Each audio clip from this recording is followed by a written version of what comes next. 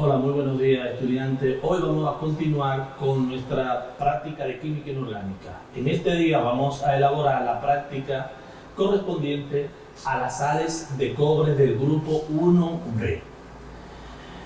Para eso primero hay que informarse un poquitito del contenido teórico. Es una práctica un poquito larga, pero muy sencilla.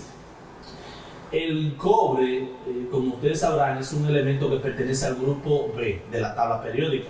Es un metal que pertenece a ese grupo y con ello está la plata y también el oro.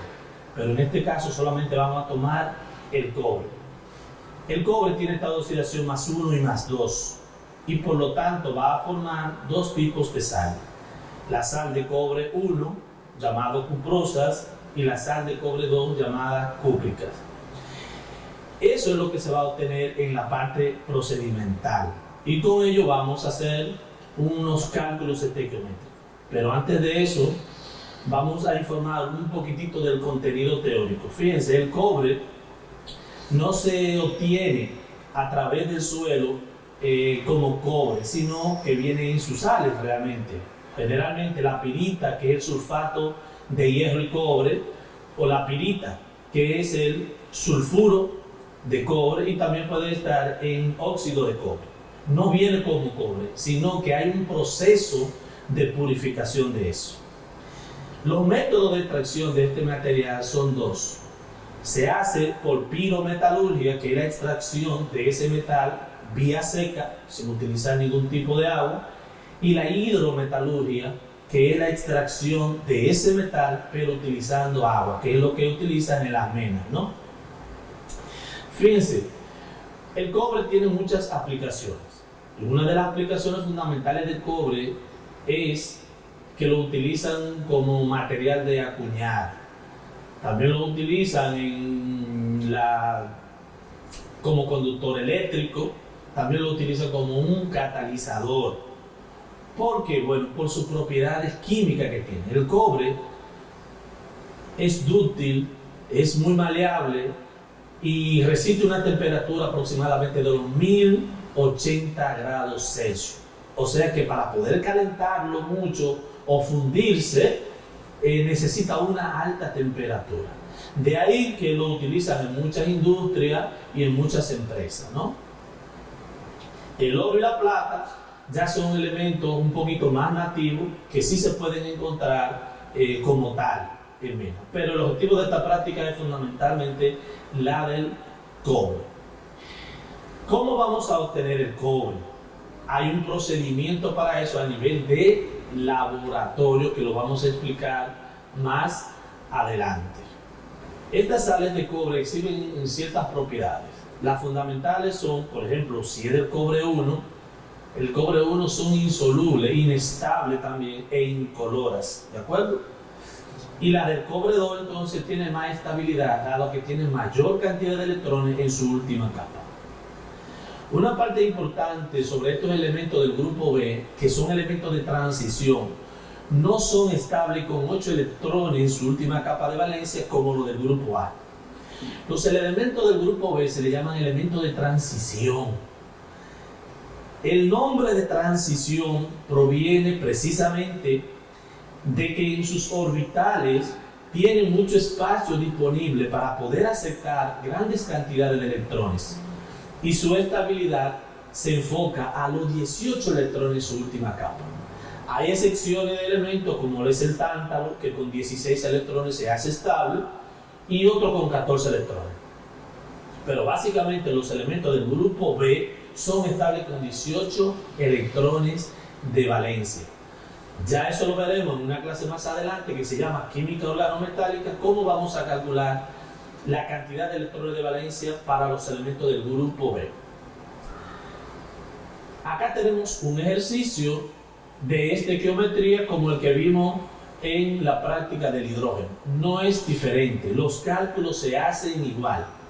Y en esta práctica vamos a hacer un cálculo estequiométrico para ver las cantidades que se han obtenido de los compuestos y vamos a hacer una prueba de identificación, se llama solubilidad. Vamos a ver en qué tipo de disolvente estos compuestos son solubles. Si es soluble en una base como el hidróxido de sodio, o es soluble en un ácido fuerte como el ácido nítrico, entre otros. Bien, voy a proceder a explicar este ejercicio. Es un ejercicio sumamente sencillo, pero en este caso dice, determine qué porcentaje se producen, valga la redundancia, de los productos en la siguiente reacción si reaccionan 300 gramos de cobre con una pureza del 86%. Como ya había dicho en videos anteriores, escribimos nuestra ecuación y previamente esa ecuación tiene que estar totalmente balanceada. Esta ecuación ya está balanceada, ¿de acuerdo? Tenemos aquí que debemos determinar la cantidad que se produce en el compuesto. Para eso, como hablamos de cantidad de masa, siempre que hablamos de cantidad y de masa, se necesita calcular la masa de ese compuesto para hacer el cálculo, ¿de acuerdo? Como tenemos el nitrato de cobre, 2, el peso molecular de eso da 761.4. ¿Cómo yo tengo este peso molecular? Bueno, sencillo, obteniendo la cantidad de cada elemento multiplicado por su masa atómica y al final sumándolo, ¿de acuerdo?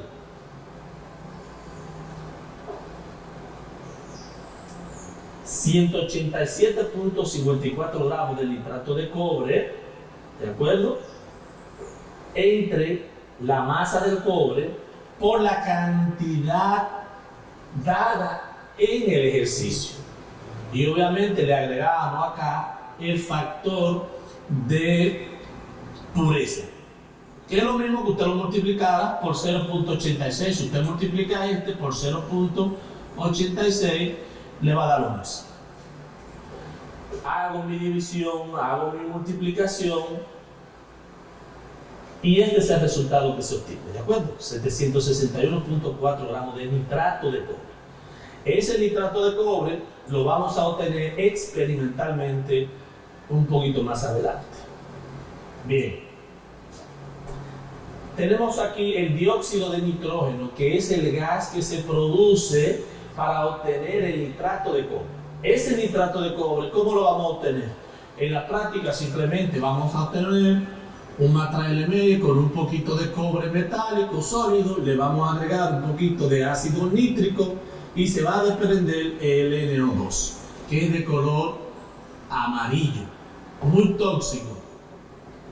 Por eso no se puede inhalar y esta práctica no se puede realizar en las casas sin previa autorización o permiso de alguien experto.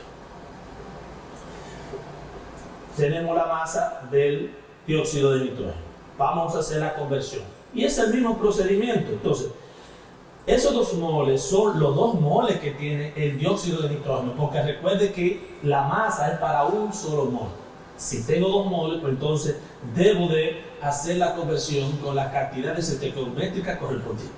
Entonces, 2 moles del dióxido de nitrógeno por 46 gramos, o sea, 1 mol del dióxido de nitrógeno tiene 46 gramos, ¿no? 2 moles, entonces va a tener 2 veces la cantidad, que eso es lo que da, y lo dividimos entre la cantidad de cobre. Lo multiplicamos por la cantidad dada o por su pureza, que ya lo pueden haber obtenido de acá, ¿de acuerdo? Y eso me da a mí los 373.54 gramos del dióxido de nitrógeno. Tenemos que calcularlo para cada uno, porque es en términos de porcentaje. Vamos a calcular el porciento para el agua ahora. Y hago el mismo procedimiento. ¿Cuántos moles tengo? 2 moles de agua. 1 mol de agua equivale a 18 gramos de agua. Y lo divido entre la masa del cobre. Elimino las 2 unidades que está dividiendo. Lo multiplico otra vez por la misma cantidad dada. Y obtengo 146.18 gramos de agua. O sea, tengo 146 de agua, 373 de dióxido de nitrógeno y 761 gramos de nitrato de cobre. Y como el ejercicio pide que calculemos el porcentaje, bueno, pues simplemente sumamos todas las cantidades obtenidas para un valor de 1281.33 gramos ¿Cómo sacamos el por ciento? Sencillo, dividiendo cada cantidad obtenida entre el valor total.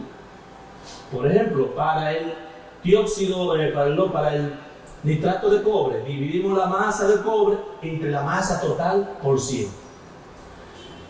Para el dióxido de nitrógeno, la masa obtenida del dióxido de nitrógeno entre la cantidad total por 100. Al final, la sumatoria de todo tiene que darme un 100%.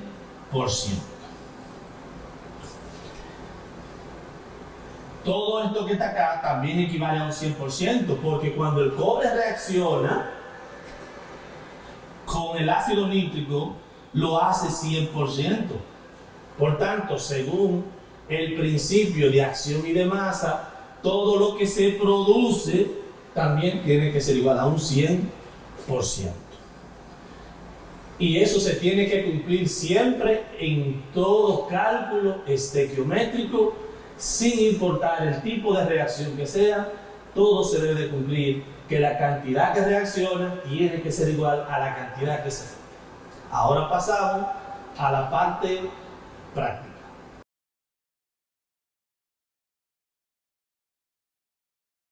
Bien, en este momento vamos a realizar la parte práctica del experimento, y lo primero que tenemos que hacer es obtener el nitrato de cobre. El nitrato de cobre se obtiene fácilmente haciendo reaccionar un poquito de cobre metálico con un poquito de ácido nítrico, ¿de acuerdo? Le agregamos un poquitito.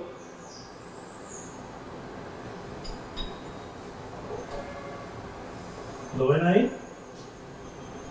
Se está desprendiendo un color amarillento que es el dióxido de nitrógeno, ¿de acuerdo? Es un gas sumamente tóxico que no se puede inhalar. Una vez que deje de reaccionar, pues ya tenemos el nitrato de cobre, y con esa parte es que vamos a proceder a hacer la práctica. Una vez obtenido el sulfato de cobre, entonces vamos a separar el líquido sobrenadante, solo el líquido. La parte sólida no la podemos descartar, ¿de acuerdo? Que es con la que se va a trabajar. Cuidadosamente, con un gotero lo vamos a decantar el líquido sobrenadante.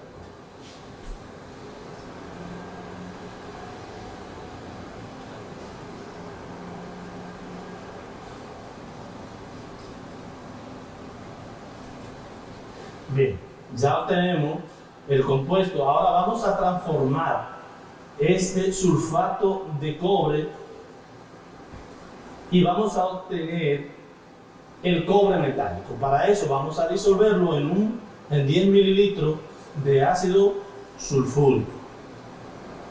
Lentamente, hasta que no haya efervescencia.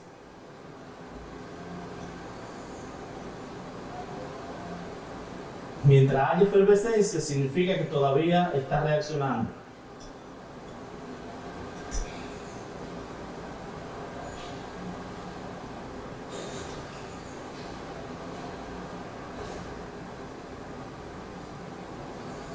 El color se va tornando un poquito más azul, lo que me va indicando que ya la reacción está casi completa. Y efectivamente, ya se puso una solución totalmente azulada, transparente, ¿de acuerdo? Lo que me indica a mí que ya la reacción se ha completado. Ahora ya tenemos acá el sulfato de cobre. Ahora vamos a separar el cobre del sulfato por una reacción de desplazamiento, agregando un poquito de otro metal muy reactivo, como lo es el zinc. Le agregamos un poquito de zinc, y por una reacción de desplazamiento veremos la formación del cobre.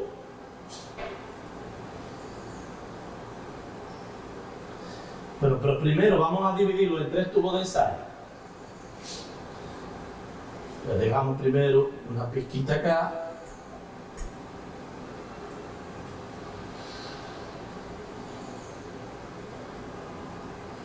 Un poquito más.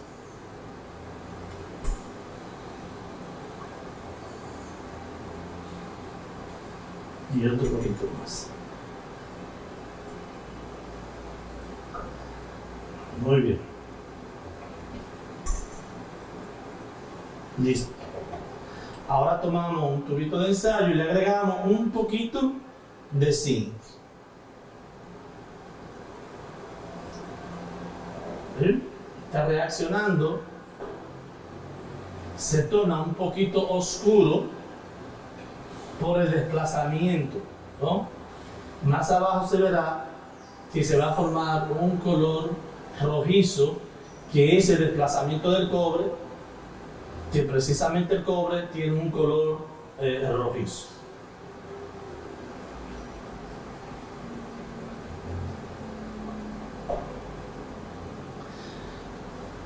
Ahora tomamos otro tubo de ensayo y vamos a obtener lo que se llama el yoduro de cobre, ¿de acuerdo?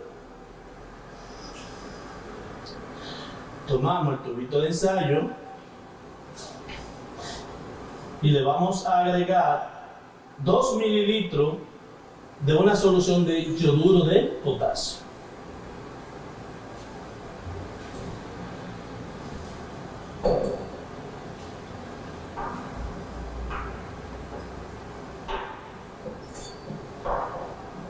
Las reacciones de desplazamiento están muy bien descritas en su manual de química inorgánica, ¿no?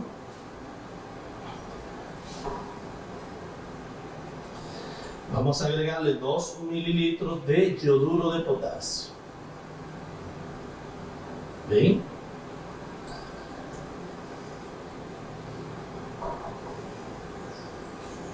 La precipitación evidencia claramente el tipo de reacción que se ha formado. El color enmascara precisamente ese desplazamiento. Ahora lo que hacemos es separar el sólido formado que está acá, ¿no? Y para eso utilizamos una centrífuga, ¿de acuerdo? Vamos a separarlo a través de una centrífuga y obtener todo el sólido. Muy bien, ya una vez centrifugado, obtenemos todo el sólido debajo, ¿no? Que se ve, y vamos a descartar la parte del líquido sobrenadante. El sólido es el que nos interesa para nuestro estudio. Lo descartamos.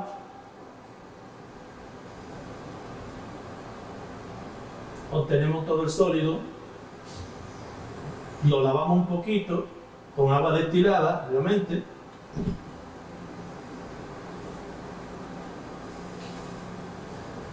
evitando decantar todo el sólido, ¿no?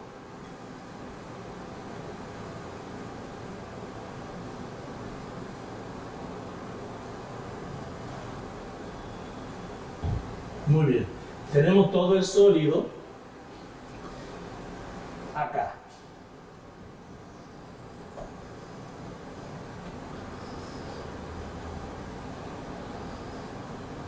Ese sólido precisamente es el que indica la característica de la sal formada. Vamos a obtener ahora un complejo llamado sulfato tetraamino de cobre. Es un compuesto llamado complejo, precisamente. Vamos a agregarle un poquito de hidróxido de amonio y se va a tornar de un color azul intenso.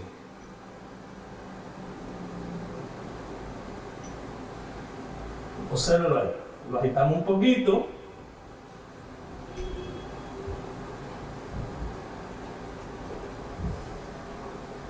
Ese azul intenso me acaba de indicar que se ha formado ese complejo llamado sulfato de tetraamino de cobre. Que en la clase más adelante, en su teoría, su profesor le explicará en qué consiste la formación de ese complejo. Ahora se ha formado un precipitado de ese complejo y debemos separarlo llevándolo a la centrífuga nuevamente. Ya obtenido el complejo vamos a precipitarlo agregándole 2 mililitros de hidróxido de sodio. Se va a formar una especie de pasta gelatinosa y seguirle agregando hasta que se forme la precipitación. Este es el color que da el complejo, y una vez que le agregamos el hidróxido de amonio, debe formarse una pasta gelatinosa como esta que tenemos acá. Ahora vamos a obtener el hidróxido de cobre 2. Vamos a agregarle hidróxido de cobre acá, ¿no? Vamos a agregar un poquito hidróxido de sodio, 2 mililitros. Lo agregamos lentamente.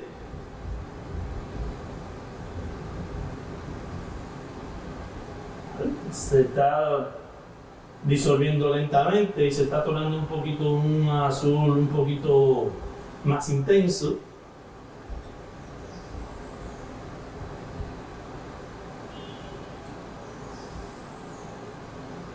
Ahí estamos bien.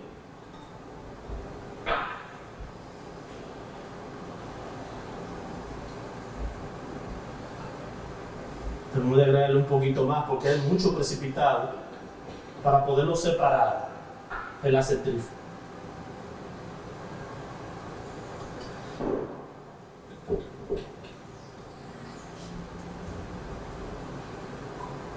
Ahora sí. Bien. Ahora procedemos a separar el sólido del líquido sobrenadante. Transferimos esta cantidad a un tubito donde quepa en la centrífuga, porque este tubo no cabe en la centrífuga.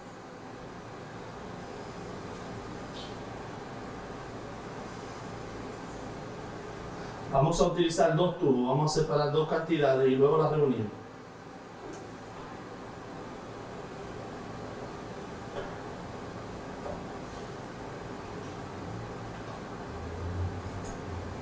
Muy bien. Ahora llevamos los 2 tubos de ensayo a la centrífuga y vamos a separar el líquido sobrenadante. Una vez ya centrifugado y separado el sólido del líquido, entonces descartamos el líquido. Podemos descartar aquí porque aquí se pega en el tubito y él no se va a ir, ¿no? Muy bien. Vamos a recogerlo todo en una, vamos a llamarlo en una sola cantidad.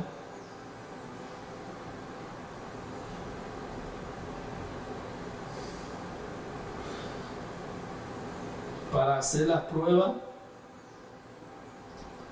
de solubilidad. Bueno, vamos a tomar 3 tubos de ensayo, vamos a colocar una cantidad de los 3 tubos de ensayo y ahora vamos a hacer la prueba de solubilidad. La prueba de solubilidad es una prueba de identificación para saber en qué sustancia el complejo es soluble o es insoluble. En este caso vamos a utilizar agua caliente, vamos a utilizar ácido clorhídrico y vamos a utilizar también amoníaco. Entonces, tomamos otro tubo de ensayo y agregamos un poquito.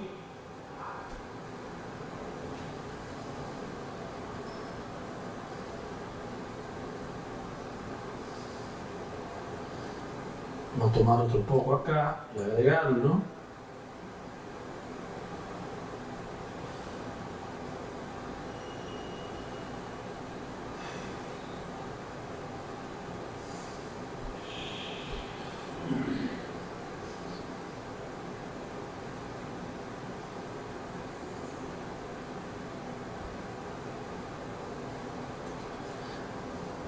Bien, acá tenemos los 3 tubos de ensayo. Ahora vamos a agregarle agua caliente, ácido clorhídrico y amoníaco para ver en cuál de ellos es soluble. Tomamos el primero, le vamos a agregar agua caliente.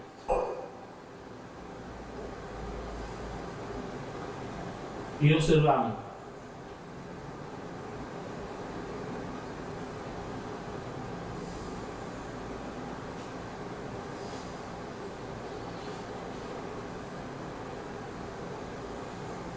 Lo agitamos un poco.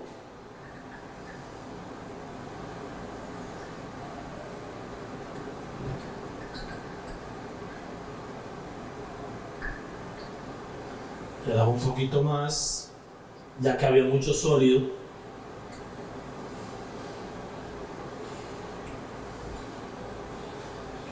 Y lo agitamos. Vemos claramente cómo se está disolviendo en agua caliente. O sea, podemos decir que el complejo es soluble. Tomamos otro tubo de ensayo y le agregamos ácido clorhídrico. Lentamente.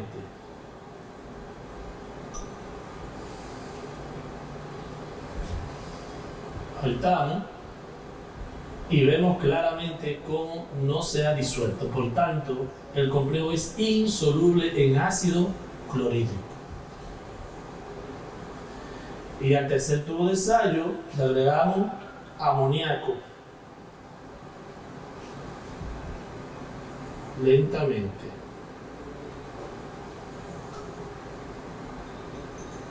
Lo agitamos un poco y observamos cómo se está disolviendo. Por tanto, también es soluble en amoníaco.